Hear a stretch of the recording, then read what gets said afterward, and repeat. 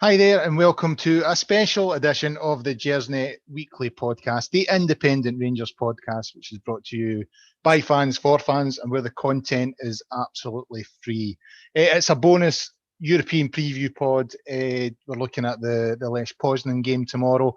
I have to say, I've had an absolute nightmare trying to get this thing up and running tonight. There's a new way of getting it all set up and running on YouTube, and it has been a nightmare. So bear with us. Hopefully, we'll be okay, but I'm not confident at the moment. I have to be honest. If it's the first time listening to the pod, guys, we would encourage you to subscribe to our YouTube channel and share it on social media. We have over 3,500 subscribers now, so thanks to everyone who's subscribed so far. The pod is live tonight. It is Wednesday night, the night before the game, Ibrox tomorrow. But the pod will be available to stream or download on a variety of platforms as usual, including Acast, iTunes, YouTube, Castbox, Stitcher, and also Spotify. And one more thing, guys, as I say it is every week, but it's not just the pod that we do. There's loads of stuff here at Gersnet. We have the forum. There's a good forum. There's articles, match previews, match reviews. There's a history archive on the website. It's all original, independent, and free content made by us here at Gersnet for you guys out there, all you fellow Rangers supporters there. So, as I said, it's just going to be a quick sort of wee half-hour show looking at the game tomorrow night against Lech Poznan. And I'm joined by fellow host who has been sitting for the last 10, 15 minutes, enjoying my discomfort trying to get this thing set up. It's Ross Bennett. How are you, Ross? I'm good. I feel I've learnt a few new swear words. So I kind of feel like that as well, actually. Aye. That was. I've got a cold sweat in my brew. Let's put it that way. So how's your week been? What you been up to? No, my week's been good. I've been watching Champions League last night. Watched a wee bit of the Chelsea game earlier this evening. Now, obviously, coming to talk Rangers, which is, I mean, when Rangers are playing in Europe, the first 3 days of the week are just waiting, aren't they? It's just about passing the time and getting to Thursday. So, no, everything's been good. Obviously, I feel like you and I have been spending a bit too much time together recently, chatting on these podcasts. But it's I'm just gearing up for tomorrow now.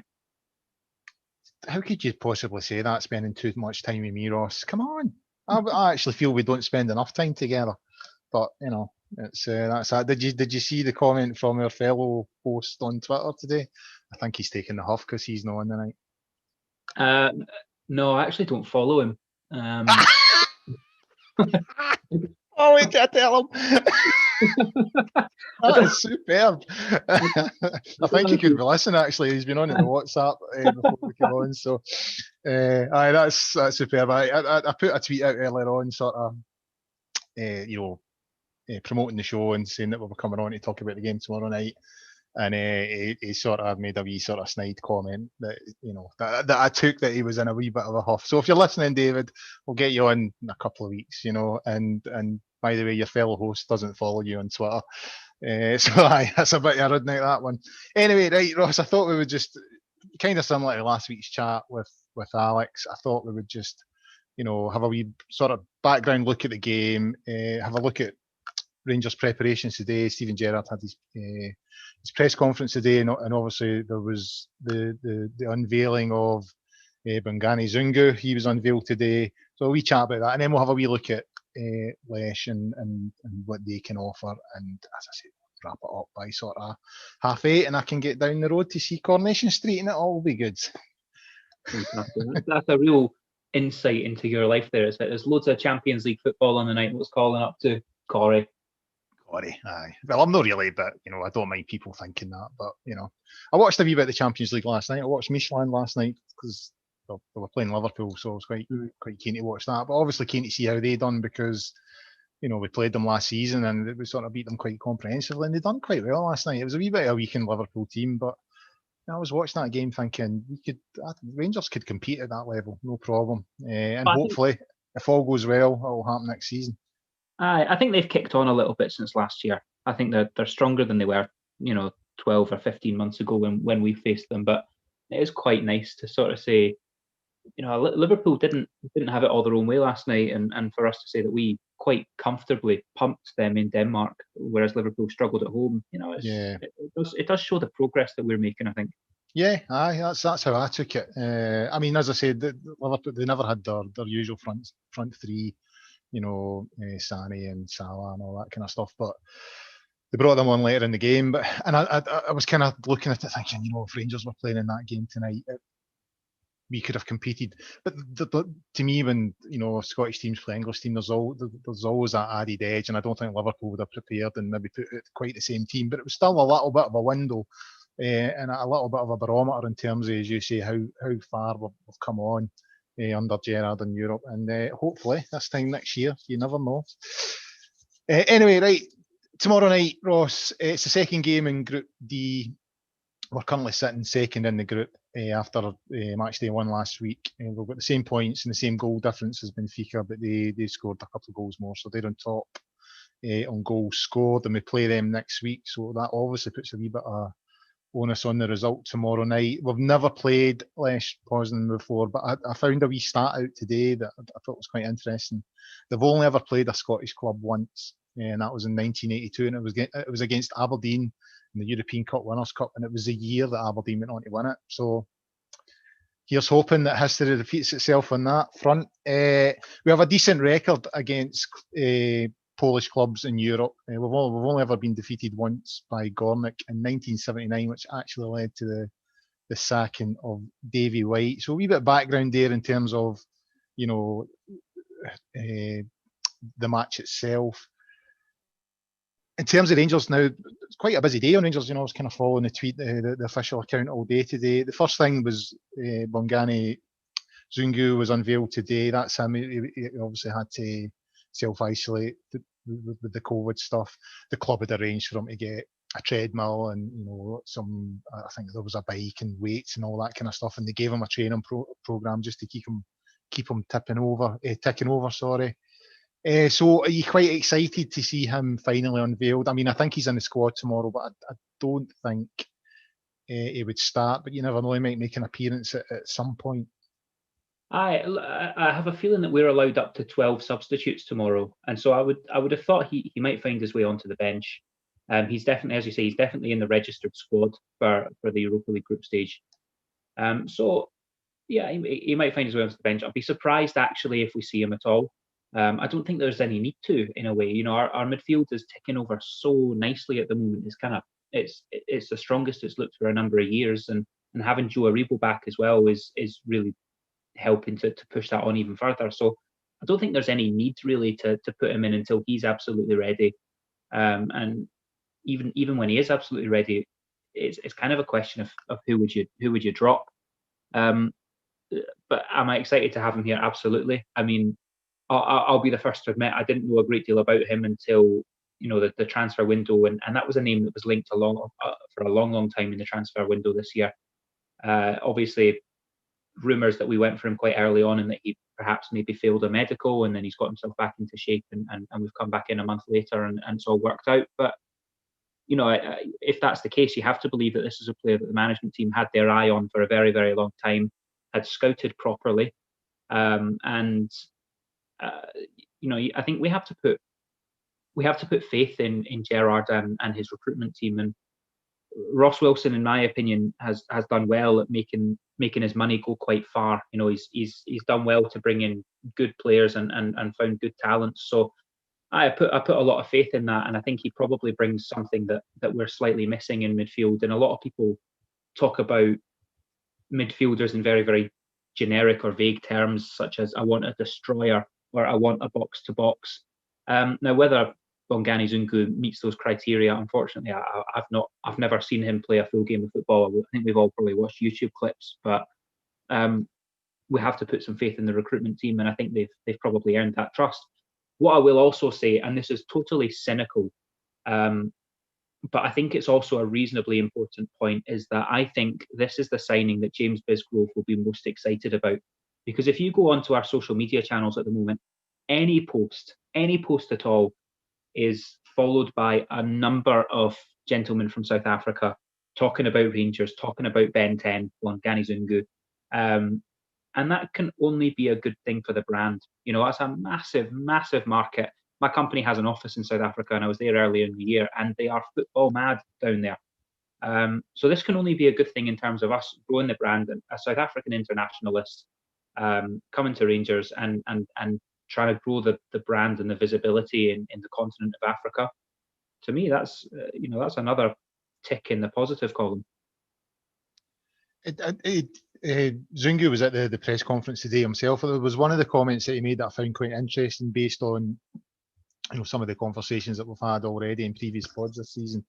He says, my qualities are being good on the ball and also being very aggressive when we don't have it. Now, it's the latter part of that sentence that sort of made me sort of prick my ears a wee bit, raise my eyebrow a wee bit, because we've spoken, not just us two, but on the show in general this year, there's been a lot of discussion about how good Rangers are at the moment out of possession, and it seems to me that that's something that maybe the coaching staff have focused on over the summer. Maybe that's what they're looking at in terms of where it went wrong last year. I don't know.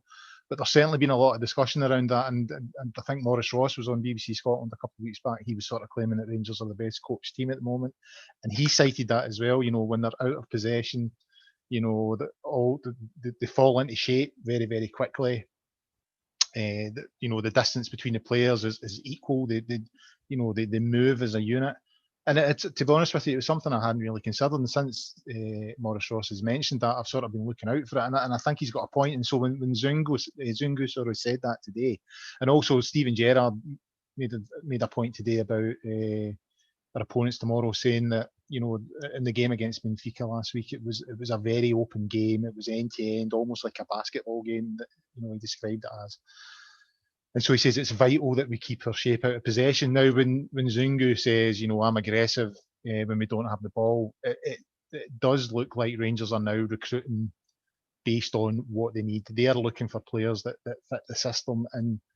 And the results so far, I mean, it's, we're not even at Christmas yet. It's very, very early days, but the results so far would appear to be bearing fruit, Ross.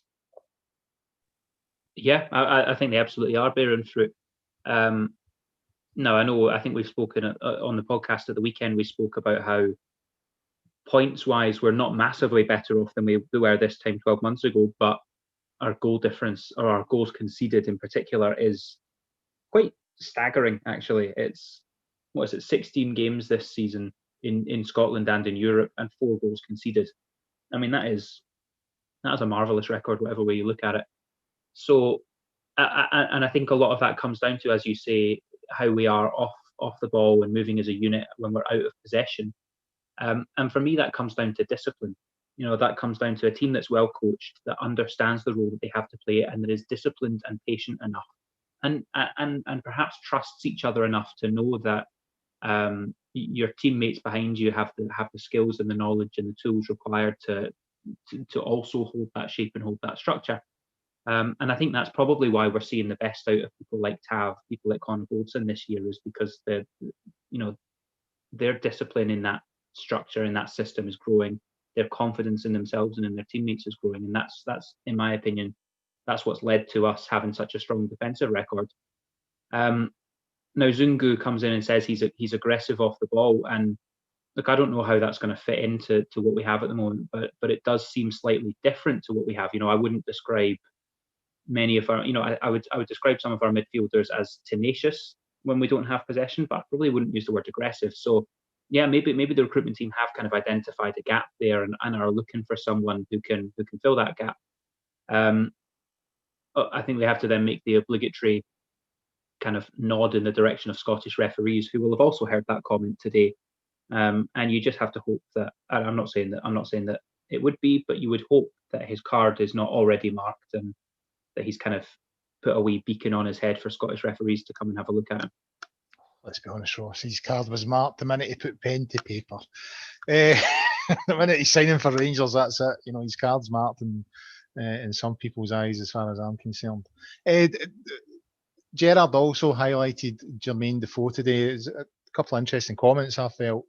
Now, he highlighted that Defoe's had a few injuries and he's been out for a wee while, and he said that they've now provided him with a tailored programme in order to manage his body I mean, Gerrard was quite explicit saying, we're not going to play him 90 minutes Saturday, Thursday. That's not going to happen. And I don't think any of us expect that to happen. I think we were all under the impression that Defoe would just make appearances here and there. But he sort of indicated or implied that he feels this is the happiest he's been with Jermain Defoe. He's kind of at the level that he's always wanted him to be at. They've got a tailored programme in place for him, and the club know, and the coaching staff know that as and when they need him, he'll be there. So I found that quite interesting, because Defoe I'd actually maybe come to the conclusion that Defoe was he is sort of, fading out of things slowly, but it seems that he still has, Gerrard still looks at him as a sort of vital cog in the machine. I think he is a vital cog in the machine. He's our best finisher, absolutely. I mean, his goal on Sunday, kind of reinforced that.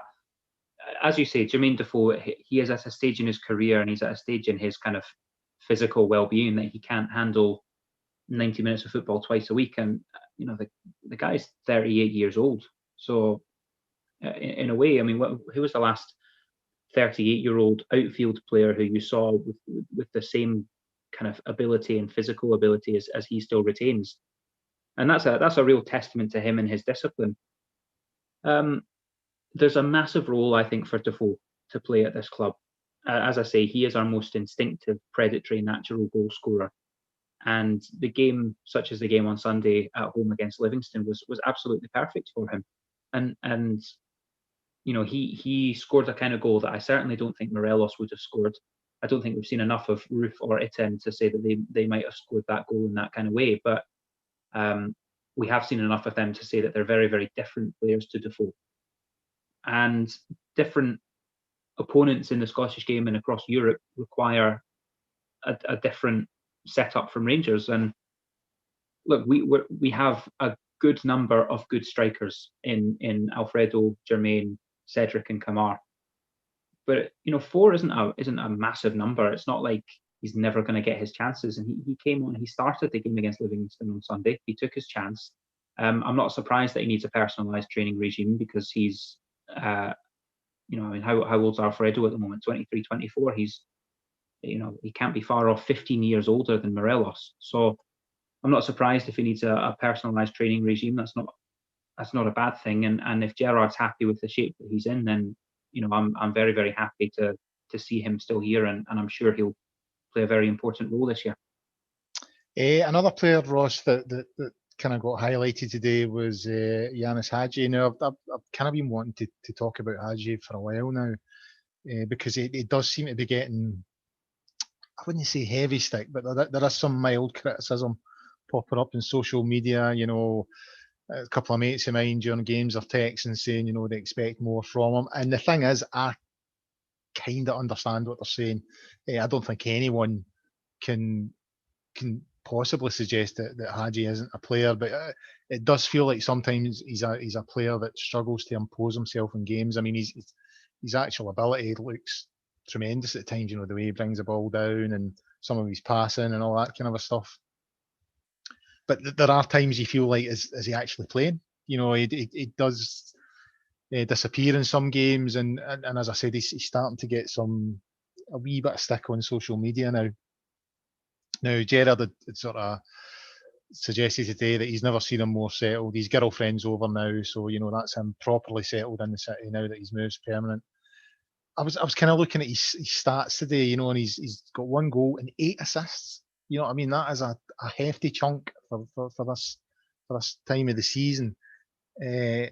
So the sort of question is, do you think he's maybe been a little bit unfairly criticised? Is he maybe doing his job very well, but in a very sort of subdued and quiet way that no one's actually noticing? Because I must admit, I was quite surprised when I saw that figure today of 8 assists. So is he maybe getting a wee bit a stick unfairly at the moment, do you think?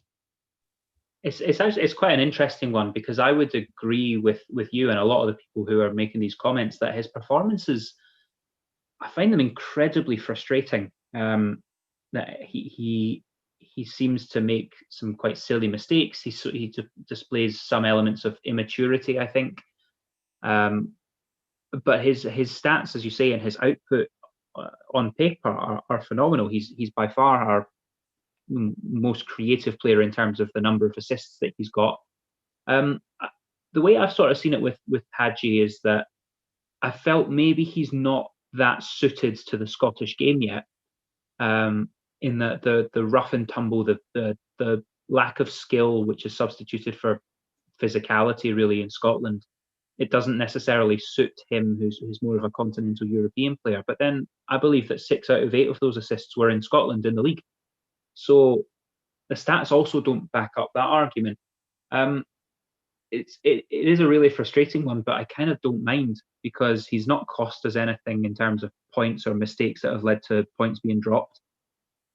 He is, I mean, that assist for the opener against against Livingston on Sunday was, it was very well done. It was very well executed, and there's real talent to the boy. He's got a long way to go in his development, because I think he's only 21. So he's maybe younger than we might remember, but yeah, I get frustrated with his performances, and I find that he's the one that I'm kind of bemoaning the most when I'm watching the games. But you look at his stats and you look at his output, and 8 assists, that's, it's the best in the team. And maybe it is unfair, but I don't know, a really, really difficult one to balance that.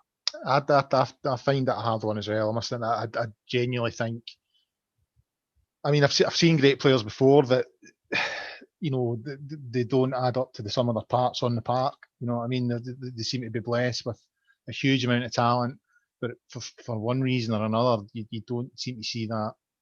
There's no output in terms of what they do on the park. And then you see other players who you think are fairly limited, and they produce more than the sum of their parts, so to speak. Yeah. And Hagi's a strange one, because he's, he is obviously a very, very gifted player. You can tell he's a gifted player. I've heard people moaning about him all season, and again myself, I sometimes think, I think he could be doing more. And then you're looking at his actual numbers, and you're thinking, my God, he is actually contributing. He's doing a lot. So it really is a strange one. It's difficult, but would you, to make it a practical example, would you start him on Sunday away at Kilmarnock?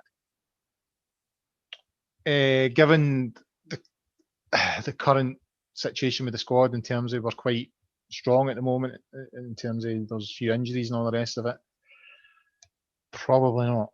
No, I agree. I agree. You would, as a manager, you would be looking at those numbers, thinking, can I afford not to play him? I would start him tomorrow against Poznan, but I wouldn't start him against Kilmarnock. And I would start a Brandon Barker or a Greg Stewart, who are, in no uncertain terms, much more limited and inferior players, in my opinion. Not as technically talented as Ianis Hagi, but I feel they are more suited to that pitch and that stadium and that opposition. And I think maybe that's the enigma, and also the source of frustration with Hagi, is how good he can be. Remember Braga at home, and there's been flashes of brilliance with Hagi. So it can be really frustrating when you see him not deliver that in terms of the quality that he's putting in on the pitch. But then you see his stats and you see his output, and I don't know. It's a really frustrating one. It's a strange one. Looking at our opponents tomorrow, Ross, Lech Poznan, Steven Gerrard, I noticed in his programme notes, my programme came through the front door today. I noticed in his programme notes, he sort of highlighted a Swedish striker, Mikael Ishak, as the sort of man to watch. 6 goals in 7 games in the Europa League. I think he has 4 caps for Sweden. That came through Wikipedia, so it's probably a lot of shite, to be fair. But it seems to me that Gerrard has looked at this guy and thought he's the guy to watch. But when you look at the players that our back four have sort of played against in the Europa League and domestically as well, there's some decent players in the Scottish League as well, and especially this season. I mean, I know on paper the guy looks like he could deliver and be a threat, but given where your defence is at the moment, you would accept that challenge, surely. You would think, bring that on. Yeah, absolutely. He's not a player I'd really known a lot about. I think it's one of those where you recognise the name from from Football Manager. But look, yeah, his goal scoring stats this season, I think he's quite new at Poznan. I think this is his first year at Poznan. But his stats look very, very good. He was at Nuremberg in Germany for a couple of years and did okay there. He's bounced around a little bit, obviously, Poland, Germany, Denmark, Italy, Switzerland. So there's, he's really, and Sweden as well. So he's not really had a really long spell anywhere. 3 years in Denmark, 3 years in Germany, but no real longevity anywhere. We've come through a game against players such as Radamel Falcao this year, and I don't remember his impact at all in that game. Who are you more worried about Rangers facing, Radamel Falcao or Mikhail Ishak? Now that I've said that, he's guaranteed to score tomorrow. You've just cursed it. I'm really... look, any player who's scored 6 goals in European competition in a single season, regardless of the number of qualifiers in there, that's impressive and should rightly be monitored. But I don't think he's the best individual player that we have faced or will face this year. And I think that the strength in our defence, whether we go with Balogun or Helander, I don't think they have any reason to be losing any sleep. On Poznan themselves, they finished second last season. They're competing in the Europa League group stages for the second time. Their record at the moment is 1-2, lost 2 and drawn 2. Historically, they've won their domestic title 7 times, most recently 5 years ago in 2015. They're currently sitting 10th, though, in their domestic table, and have only won 2 games out of 7 in the league this season. I think they had a fairly routine passage to the group stages, but they obviously lost their opening game to Benfica last week. I think it was 4-2. So, I mean, Steven Gerrard said, as I said earlier, Steven Gerrard said he's watched that game from last week between Benfica and Poznan a few times, I think he'd said, and he said they were in the game until the sort of last couple of minutes of injury time before Benfica sort of got a wee bit of, what the killer goal. So when you watch that, you think, well, it could be quite a tricky game tomorrow. But historically, they seem sort of, I don't know, a sort of middling club, But based on who we faced over, the last couple of years in the Europa League, Porto, Feyenoord, Fiorentina. No. No, I said that the last time, Ross, and you called me up for it. But when you consider the calibre of the teams, even Braga. I mean, Braga were on such a roll when we played them. They were just batting teams out of sight, and we were 2-0 down at home, and then just scored 4 and went, I get it right up me. So there are wee signs that they could be a tricky side, but if Rangers go into this match, with the right attitude, and if they're prepared correctly, and they're not going out there sort of treating it as a game that they'll win easily. If we approach this match in the correct manner, then you would have to fancy us strongly tomorrow, surely.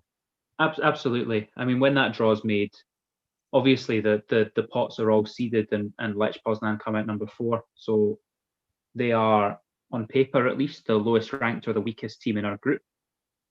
And I think when you look at the teams that we've been drawn against, you would highlight Poznan as the weakest of the 4. And I think, if you were then to look at the fixtures, playing Lech Poznan at home is on paper at least the easiest or the least challenging game that we're going to face in the group stage.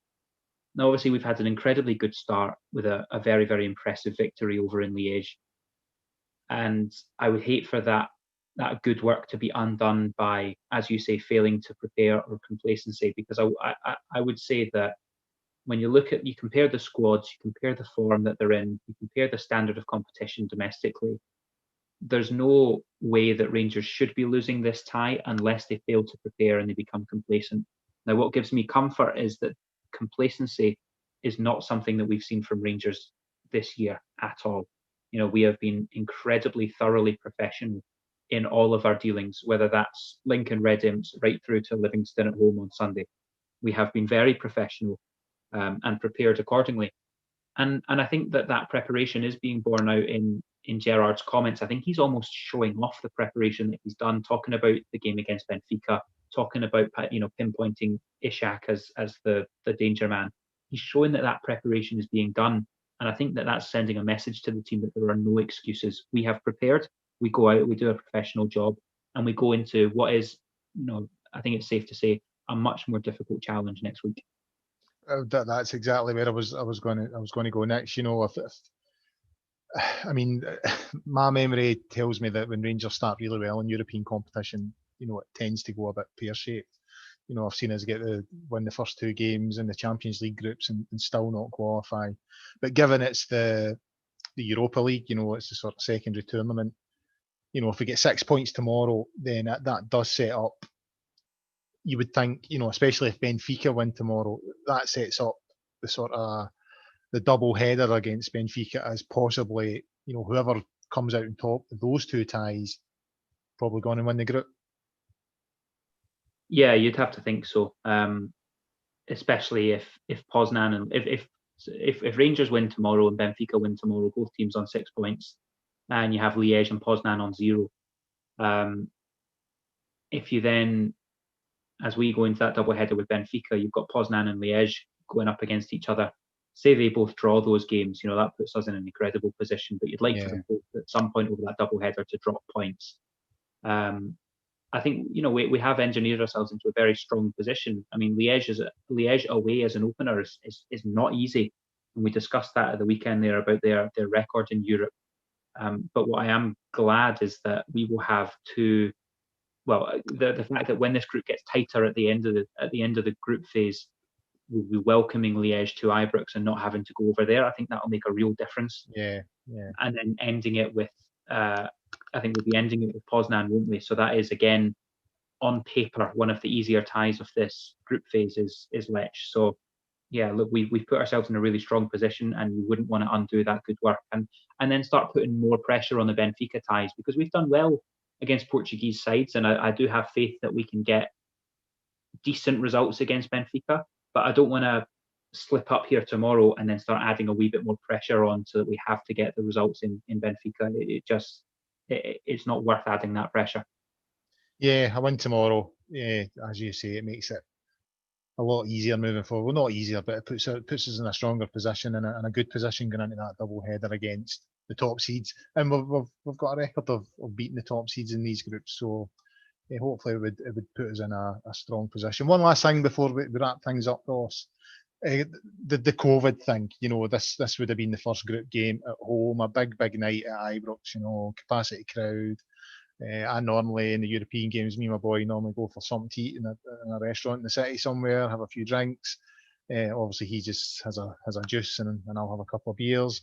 And, it always feels a wee bit special, and it's starting to sting now, I think, not getting these games. It really is. It's a bit gutting, and and especially Benfica, because that's a club that Rangers have never faced competitively before. And the supporters aren't going to get a chance to see them. It really is. It's a bit gutting, isn't it? It does. It stings. We've had some wonderful memories over the last 2 years in Europe at Ibrox. Remember, the night against Rapid Vienna. I remember, you talking about that and how much you enjoyed that evening. Porto, what a game that was! What a day, beating Porto in Glasgow, phenomenal. The last European home game that I went to was last season. The final group game against Young Boys, where you and I met up in the Christmas markets beforehand for a beer, and I don't think I've ever been as happy as that day since. So, it's been a real sting that I can't come up and see the game, and we don't get to have a beer and enjoy it. But look, it is what it is. It's a little bit disappointing. Obviously, I was watching Krasnodar against Chelsea, and you see fans at that game, and you sort of go, oh, they can do it. Why can't we? But that's maybe not the right way to approach this whole situation. I don't think it is. And I just noticed there before we came on air that I think France are going into full lockdown again until December. So it does feel, I know what you mean, you watch some countries and, they've got fans in. It more annoys me when I see contradictions in the UK, so we're not allowed to go to football grounds, but, the Pavilion Theatre in London's got, 30% capacity indoors, and You're just like, well, how does that work? Surely it would be safer to be sitting in a stadium out, when you're outdoors and you can socially distance easier.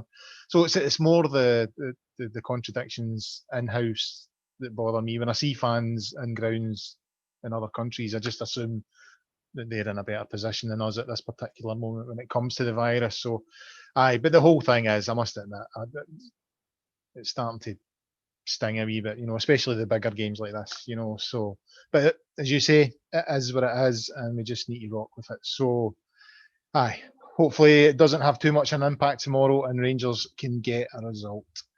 So, guys, I think we'll call time there. That's just about 35 minutes. We've covered most of the stuff in the agenda. I think we've covered everything we need to cover. So, big thanks for listening in. A big thanks to Ross for sacrificing his Wednesday night to talk to me for 40 minutes. The show will be back on Sunday night. There'll be a show to cover the Kelly game on Sunday. Obviously, we're playing at Rugby Park on Thursday. So we'll have a show at the usual time on Sunday night.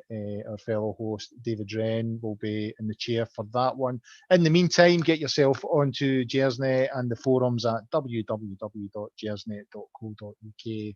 As I say at the end of every show in these strange times, guys, everyone look after yourself, stay safe, and until the next time, bye for now.